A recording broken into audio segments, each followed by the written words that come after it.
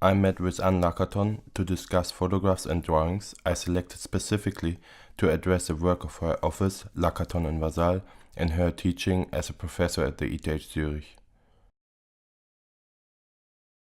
The straw matting head in Nigeria, the first project on the Lacaton and Vasal website, the first picture on most of their lectures and books. I asked Anne Lacaton what this building represents to them, a starting point. And it's not only a starting point, but it's a permanent goal.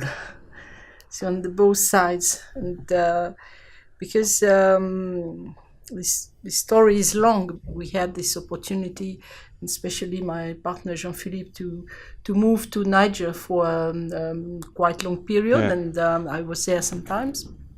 And this was a house that was built in the neighborhood, out of the city, but not far away, because we could see the city from this place. And it's very, very close to a village. It's a place where no one normally builds, because it's not a good place to build, because the sand is moving, because there is too much wind, because it's a little apart from the villages, which are settled in places more better for the villages. But this place was really amazing, and Jean-Philippe asked to the people of the village to build it. So the only thing that he did as an architect was just to buy the materials. We choose the location, and it was done by. We didn't do the plan. We did the drawing afterwards. But, really? Okay. So it's really a basic typology of housing on that place, which is made with these three elements. The small circle is a house in itself, the protected part, the closed part, where there are the most important things of the house, as well as the That food. would be that, right? Yes, the small one is something about 5 meters of diameter. And all the floor is sand, with just a few carpets, but quite nothing. And inside there is the very precious things: the water, the food, and the bed, and some. So it was storage most. Not storage, because there is also a bed in the family house. Then there is the second circle, which is something like 15 meters, and the second circle is not covered, it's just a fence. And here it's all the domestic rooms of the house, the kitchen, the place where everything is prepared. And in front, this rectangle, which is tightened by 9 columns, is a kind of living room to welcome people, to have discussions, to stay well, because the sun is very high, very hot, and this place is of course very nice to stay, because it just makes shadow on the ground. And the reason why we like so much this house, because it's a kind of it's a representation of the essential. When did you realize the relevance of this project? We had this feeling even there that it was something totally exceptional, with and this the feeling that it's not necessary to have a lot to create space, but what the minimum creates space. And this is all. In 1929, Alexander Klein presented a diagram at the CM in Frankfurt. The conference, co-organized by Le Corbusier, had the topic of the minimum house. Klein's diagram shows how far an apartment with the same function can be reduced in size. The smallest family apartment he presented in the top left has 65 square meters, which is half of what the bottom right apartment has. I asked Anne Lacaton if her minimum house would be visualized in the diagram as the smallest possible plan, with the addition of a large non-functional extra space.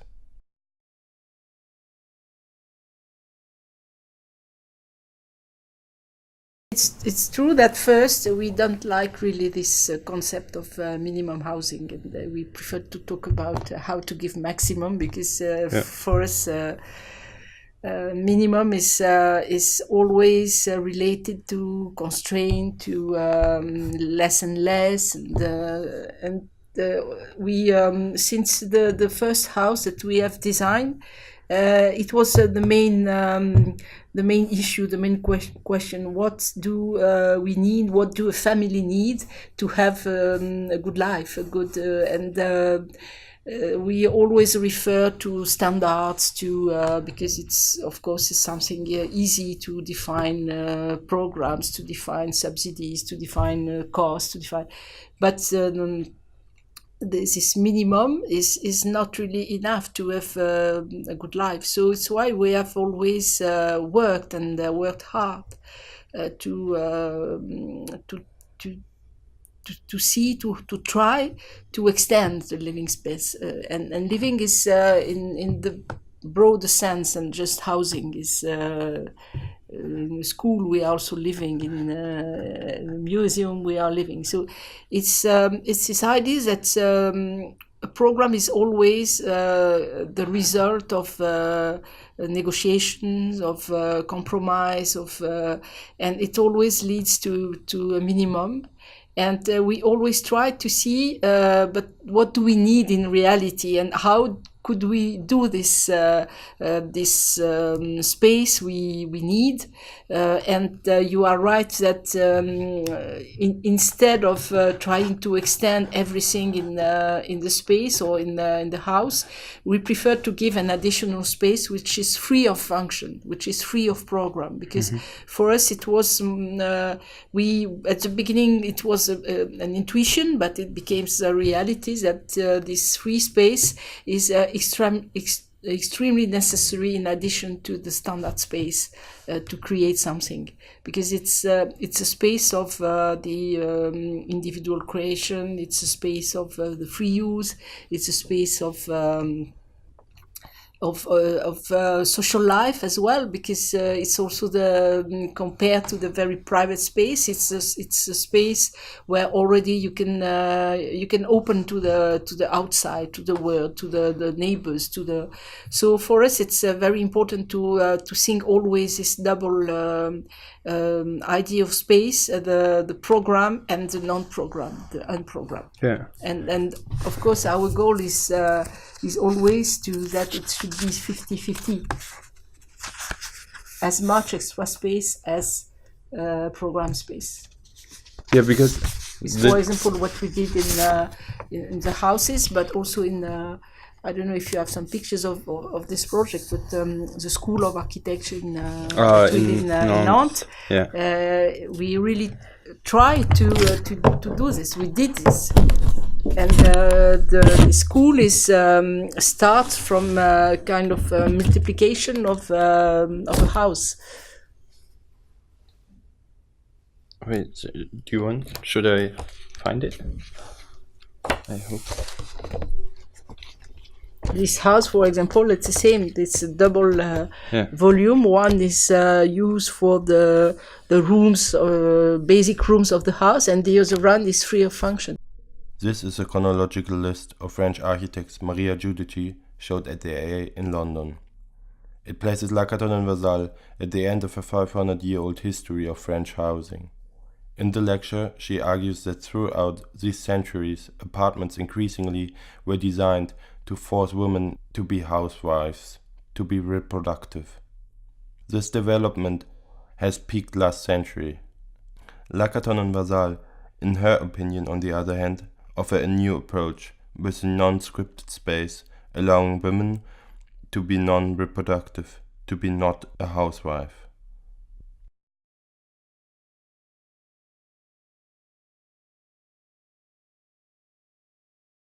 It's also a way to say that finally the function has not so much importance, that you can reprogram everything, and but you can do it if you can play with the space, if you can, and in most of the house. Some time later, we can see that sometimes the kitchen has changed the place. That the living room has also turned. That sometimes people they put a bed in a winter garden. So it's really invites and encourage to reprogram the space. Or not. Some people they also like to live with this double, very clear function. But it's true that it's giving more space. It's also a way to give freedom to everywhere. Yeah. And this word of freedom of use for us is extremely important in designing the project. How we can provide this freedom of the use and not constraining with the space. I believe that this extra non-scripted space can be especially interesting in social housing, since the square meters are usually restricted to the number of inhabitants. An addition of a non-scripted extra space only works if the number of inhabitants in the apartment stay the same. To say something in addition, you were talking about social housing and the standard which is attached to social housing, and we know that perfectly because we are working a lot for social housing. But in our idea, in our intention, we don't want to talk about social housing. We talk about housing, because social housing should not be a category. Housing is social by essence, and in fact, we, as an architect, we have just the intention to make housing, and then if you belong to some categories of people, you can do everything else with what you have. But this, for me, this idea of social housing is very dangerous because it's introduce categories that should appear in the architecture, in the size of the dwellings, in the way of life in the dwellings, and the step is very very short in between doing housing and doing social housing and giving more constraints. For example, no balconies for the social housing. Everything is restricted. Some small living room. So and the next step is affordable housing. This is again a reduction of social housing, and now this is again new categories of affordable housing. So, and there is no limit to make something to lower everything. So for us, we don't want to take the issues in that way. We want to take it in always giving maximum chance, maximum opportunity, and then to make ourselves as an architect the effort or the job to make it possible in different conditions of cost, of place, of climate, and so on. But we really refuse to make any difference at the beginning. The architectural practice Elemental built a social housing project for 100 families in Chile. Due to the limited budget, the concept was to build only one half of the site, so the second half can be added by the inhabitants themselves once they have the resources to do so. Isn't the gap, the not constructed, the freest space possible with the highest potentials?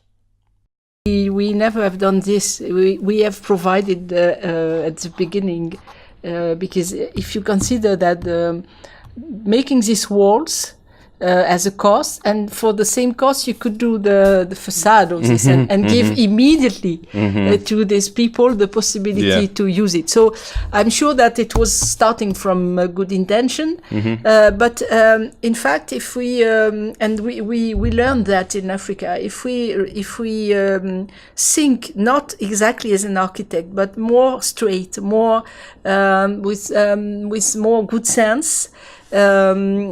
In fact, we link the construction, the economy to the space, and we are doing this with this idea. how to do more space without spending more. So it needs to change a little radically the way of designing architecture. Yeah. The tiny house movement started in the US and proposed the idea to have a small house mostly to avoid indebtment. The tiny house quickly became also known as a DIY project of self-expression. The website smallhousecatalog.com sells architectural plans to build your own tiny house for about $50. It's really what I want to see in such houses. I don't see the one house. I don't see the architecture. I just see what you mentioned. It's the desire of the people to have a space that looks at as the same facility and the same quality as a house, and to have also the opportunity to do something by themselves. So if I just see that in those pictures, I also criticize the fact that it's one after one, and that it's not very sustainable, because it uses so much land. It's forces to extend all the networks so it's not what is wrong in this kind of project is to have it one after one on the ground. But if we come back to just what it means and what kind of projects and desire it means for people, it's totally possible to make it in a more sustainable context, in more collective constructions. It's just the issue to understand what does it mean this space is for living compared to an apartment in a collective block. And it's why we work so hard in this design of giving more space, because it's what allows it's to have space around to move from one room to another one by outside and if we understand well what kind of life these houses bring, we are totally able to bring those conditions in the city. This sketch by A.B. Walker, drawn for the Life magazine in 1909, shows a structure to stack single-family homes vertically. Because this is a pretty suburban idea. It's suburban, but the design and the intention are of course respectable, and of course you can of course sing to this project, but of course you can also sing to the Fraiuto in the Cohäuser. It's or when we did this house, we provided the envelope, and inside the family they did a lot of things by themselves, step by step. So it's very important to understand through this the desire of a small house what in fact the people are looking for. I'm not sure that they are really looking for especially the architecture. They are looking for a way of life which is more free, which give to the life more freedom, more quality than just a standard dwelling in a block with just the walls around you, no possibility to move out, no possibility to go outside, to change the life in summer, in winter, and it's very important to understand which is the desire of living behind such small houses. Yeah.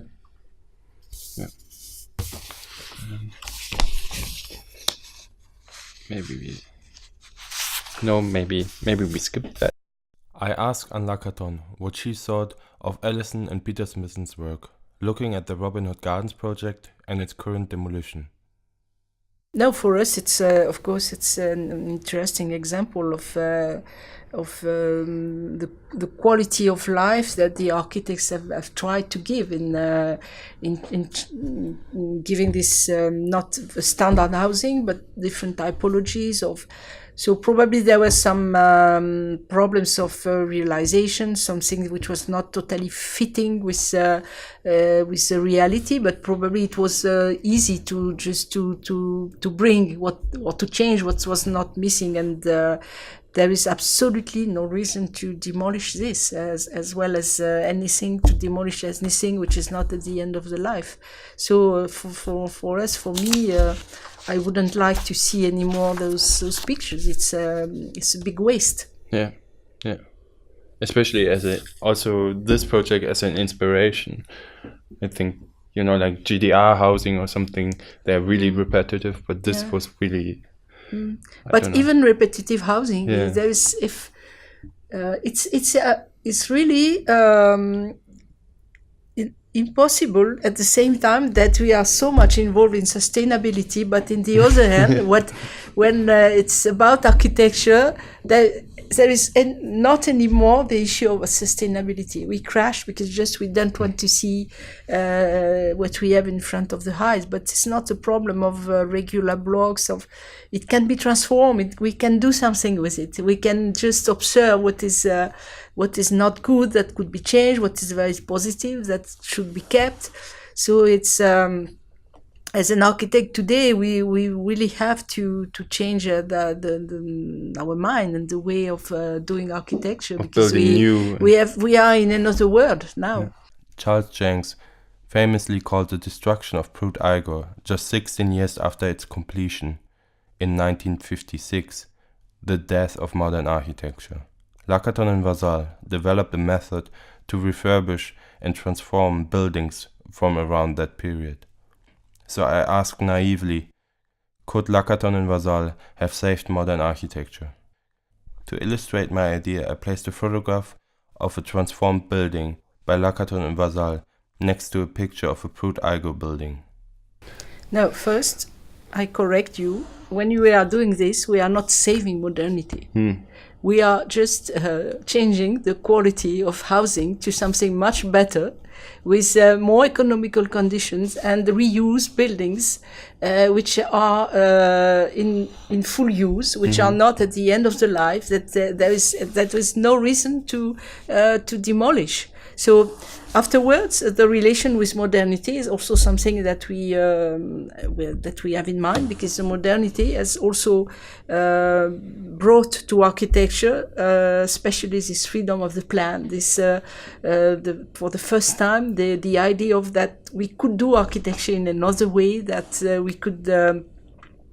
So the modernity is in the essential, in the good sense, has brought this disconnection of structure and space and plan, and immediately it has opened the plan. It has opened possibility, flexibility, and this is what we the relation with outside, the relation with climate.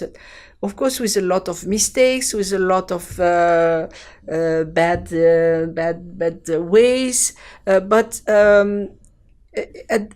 at the origin, for us, it was a step forward, and we want to keep this in mind, not as to conserve the buildings of this period, but just to keep in mind that it was a step forward and not a step back. And the second thing is the demolition. For example, you show this example. In France, we know it perfectly, because in France has demolished nearly 200,000 units. And we have carefully studied this issue. And the problem is that the money spent for this is totally amazing. Something like 20-30 billions to demolish this building and to rebuild less. So it means to spend money to at the end for a loss of a number of units, while in many cities finding a housing is so difficult. So we really worked hard on to study different examples and to see what is so bad that there is no other solution than a tear down. And finally, we could see that nothing was so bad. It's just a perception of people who are far away, who have decided that it's really bad to live there, that it's awful, that it's ugly. and that it should be crashed and to rebuild. But when you visit the place, and if we look at things with another eye and not just far away, just to decide if what is nice, beautiful or not, if you come into and if you meet people that are living there, that most of the time they have given a lot of value by the way they are living, by everything, the furniture, the wall painting, the souvenir, everything, the collections, because a lot of people have little collection of objects.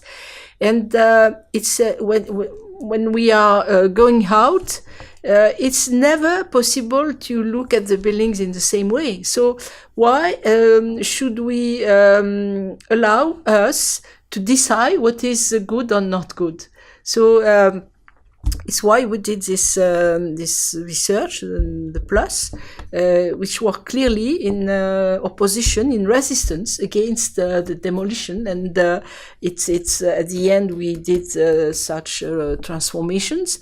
Just to say that first is really unrespectful of people, because all these people, they are moving somewhere else. Sometimes they are happy, sometimes not. Sometimes they are relocated in new housing, but with very bad quality. And 2 years later, they regret the apartments that they have left. They lose their neighborhood. So there's no respect for the people. It's a waste, enormous waste of money. Just because we don't look carefully of what we could do to transform instead of demolition. And transformation is the 1/3 of the cost of demolition and rebuild. So it's an enormous mistake. It's totally unsustainable, but it goes on. Yeah. Yeah, it's also sad because you did it in 2004, I believe, right? Yeah. And also in Germany, they kept doing it. Yeah. Like the whole thing with shrinking cities in GDR times. Yeah. Yeah. They also destroyed it, and then the people left because their neighbors got torn down. People didn't leave because they didn't like it. They just were afraid of being like demolished. Yeah. Yeah, sure. And they could have just it's seen extremely violent. Extremely violent. Yeah. Only the war is exploding buildings like this. Only the war. Yeah. So looking this in our democracies, it's just something that's shocking. Lacaton and Vasal's office is located in the center of Paris. When I met Anne Lacaton, the Gilets jaunes movement have been regularly demonstrating in Paris for the last 2 weeks. I showed a picture of protesters in front of a graffiti painting on the Arc de Triomphe, stating the Yellow Vest triumphed. On this picture, I just can have a comment as a citizen, and not as an architect, because of course it was a kind of it was understood as an attack to the national monuments. So of course it's not very pleasant to this is, but probably this is not the problem. This is what the TV catches, because it makes the tour of the world, and of course, but it's not the most important. The most important is what do these people asking for, because all of these people, they are asking for to be considered, to be respected, to have a better life, because year after year, the life of a lot of people is degrading, because we are going more and more in a liberal system which doesn't really take care to people. Yeah. And as a citizen, of course, I am not in their situation, but I fully understand what because we all know people who don't have enough money every month to survive with the family, and of course I think they are right to express their to contest, and because it's impossible to see how our countries are going on with so few care of the life of people, so just kind of run to I don't know what. So I think that it's. I'm not really interested to comment something like this, but just Yeah. as a citizen, it's my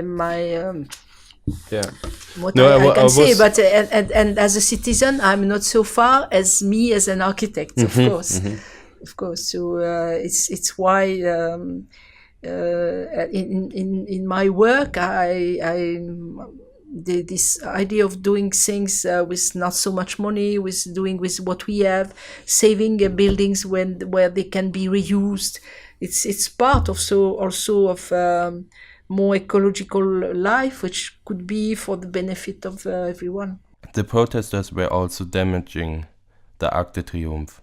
This made me wonder if there could be a quality in these kind of buildings, provoking vandalism.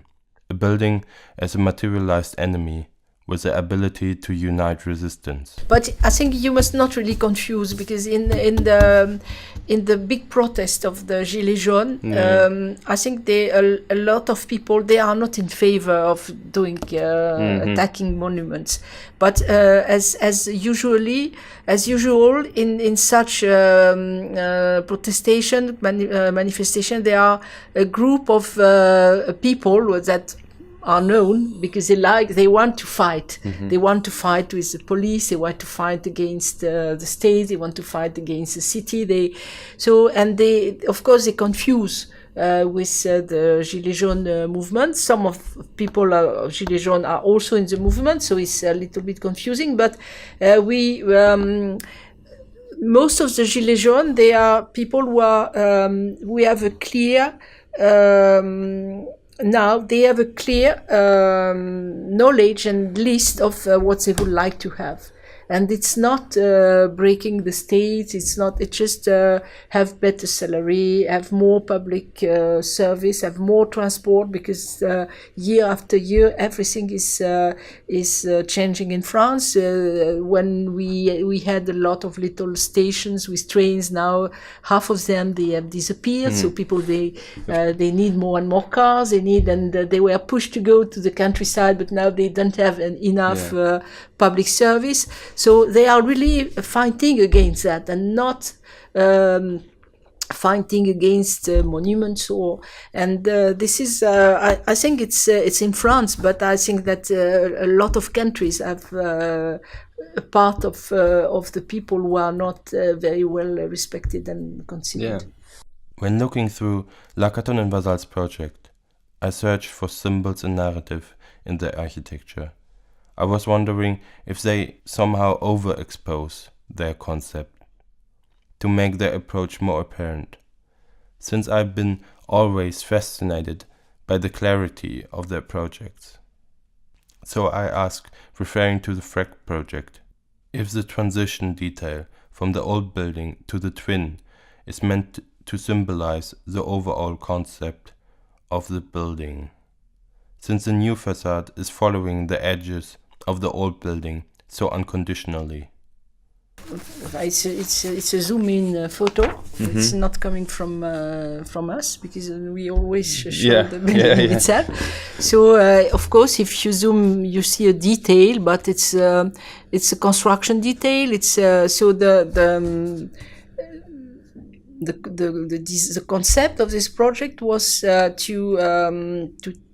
to keep the fantastic space that we have with the existing hall, and not to fill it with floors to make storage. And there came the idea that we, instead of filling the existing building with a program, we propose to make a double for the program with the best conditions to conserve the artworks, to make exhibition with the light and so on, and at the same time to keep this void. In fact, it's a project of how to save a void. and to save the void, because this void is totally exceptional. So afterwards, we were very, for us it was very important that the twin was really a twin. It means that exactly the same footprint and the same height and the same shape. But the existing building adds this detail. So it never came to our idea that we could cut this and make something straight. We took it as it is. And of course, if you look inside, it's also this is because they are very big columns, because inside they were building boats, so there were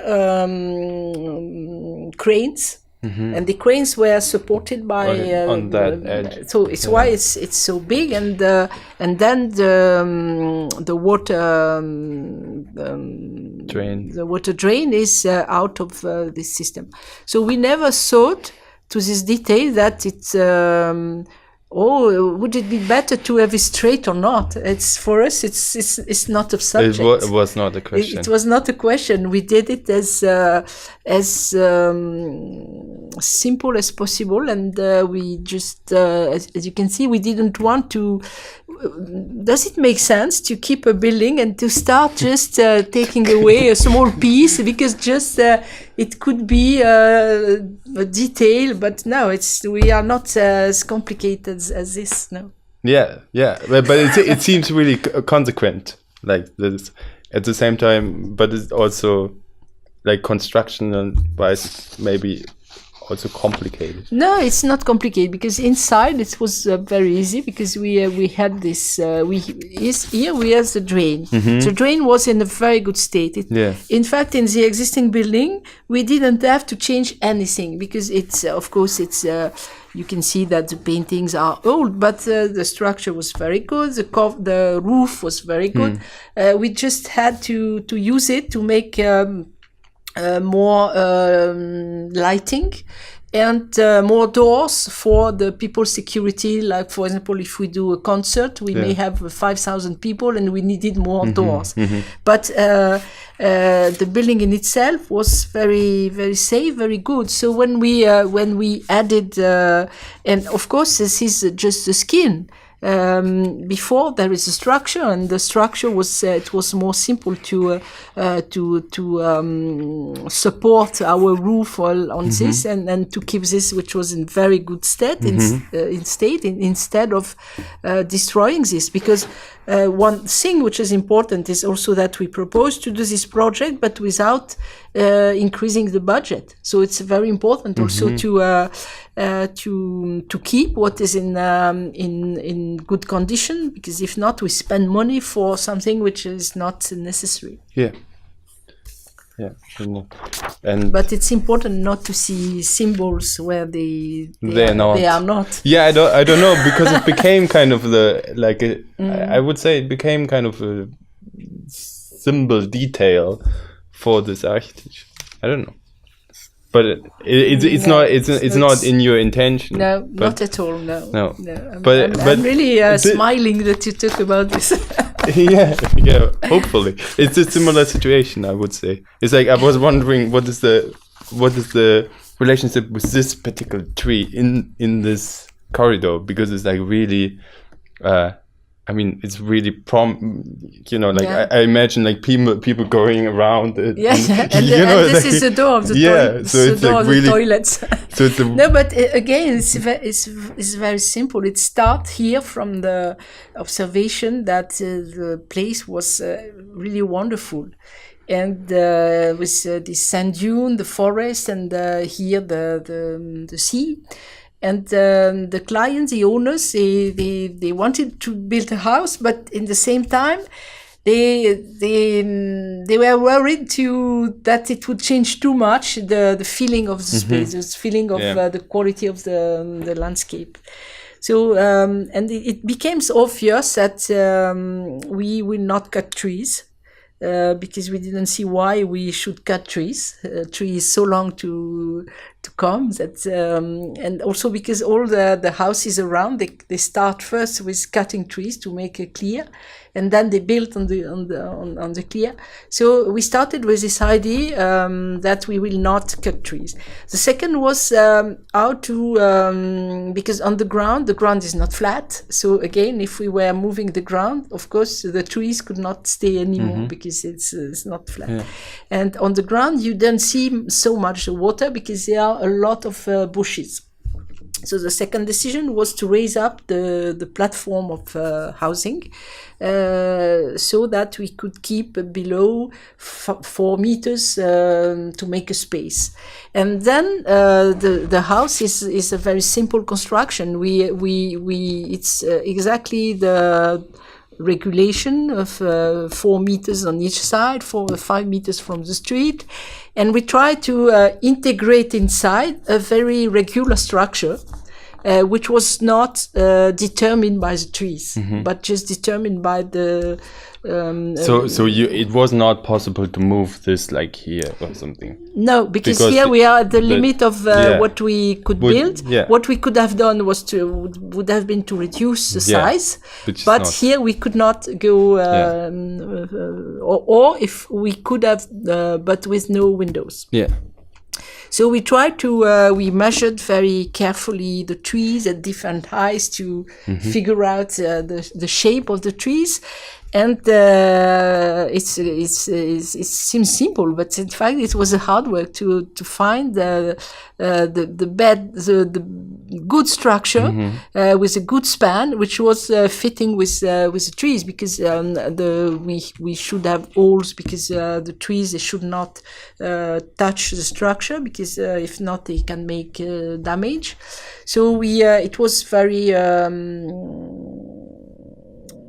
not intuitive, but when we learned that there was a storm coming or wind coming, we moved there to see how the trees were balancing, because no one was able to say us how much it's moving. So finally we arrived to the point that 1 meter around was enough, and that was not so bad, because in '99 there was one of the big storm in France. Which crashed a lot of things, and the house was not crashed. Really, very good. So this is so no special relationship with this particular tree. No, not this one. No. It's here, and of course we determined the partition so that we could pass on both ways. But I think it talks about disconnection of the layers. It's something that we like to do, to disconnect the layers and to see what happens when you superimpose layers. Working with the existing is exactly the same. We have an existing and we introduce something new, and we try to see how do they react. And of course, when there is a conflict, this is always the existing which is winning. It's always the new which has to adapt, and this was the same in this because case. It's the context already. Because of context, and because what is existing is existing as a whole. It's not existing just. And the game is to take it really as it is, and not to cut harm or to cut something, but. I take it as it is, and if something has to adapt, it's not the existing. Yeah. It can't probably. It can't adapt, I guess, because it's not. It could. But then it would become the new. It could adapt. Look at this. Yes, it could adapt, of course. Yes, true. But it's a principle. I told Anne Lacaton that to me her office is unique in explaining why they build. Their underlying pragmatism justifies their intervention like no other practice. I always wonder why this pragmatism is so rare in the making of architecture. About pragmatism, I think pragmatism is not enough in itself to make a practice or to make a design philosophy. pragmatism is the way you make something concrete. But before pragmatism, there are strong intentions. There are poetry. There is poetry. There is culture. There is so it's like the economy. It's not something. It's not the starting point in itself. We never start a project in thinking, okay, today we will be pragmatic and economic. We have more the intention. They are much higher, of course. It's about generosity. It's about freedom. When you decide to build housing twice bigger without increasing the budget because it should be affordable, it's an intention. Afterwards, we are very pragmatic to achieve this intention. So but I think it's very important to say that, because I know that we are very often classified in people who are just interested in pragmatism, but it's not true. Pragmatism might have been the wrong word, but there's certainly a kind of logic in the office that stands out. I still wanted to know what made it so rare. I think we needed to, we can say that in English, but unlearn. We learned something, and it was important to deconstruct what we have learned, to come back to something. And now we have, why we are working like this is that for us, nothing is forbidden. Nothing is. We look at things always with a kind of fresh eyes, and we don't forbid anything to us to think. So it's important to also we do this because we have also a special look on things, on life, on what is existing, and which is in a way a kind of not at the opposite, but a little contrary to what we are learning. Because we don't approach a site or with an idea of that we should change everything. We start always just looking, and let us feel, and let us understand, and looking at things or places just as we were lost. And we let us bring by the places, by the things, and then we start a process of thinking, understanding, looking at constraints, but probably it's come from this to have this, to accept, to look at things with nothing in mind, with no a priori, with no pre-made ideas, and it's why we finally are able to see first the positive. And if you see first the positive, you are in a situation where you love the place. Even if there are a lot of problems, but you have a special care, a special attachment to the place, and it's very different approach. That could be really almost like a good advice to us. Yeah. Yeah, I think it's what I am saying to the students in the studio. When you start a project, you must accept that you don't know, that you look at things as if it's the first time you see, and then you look at and always start with positive, because we are used to by our education, because we are architects, we think that the project is always to change something, to do something new, to replace something by something else, which has also a life, because the next one will do the same. But we have really, and probably that was the chance we have to meet this country, that we totally changed our vision of things, the way we are looking at things.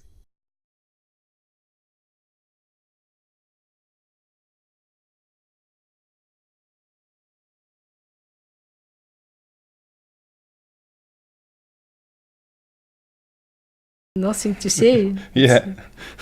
There are a lot of men. There are No, quite a no, lot of men. No, nothing to say. It's a popular architects magazine. That's it.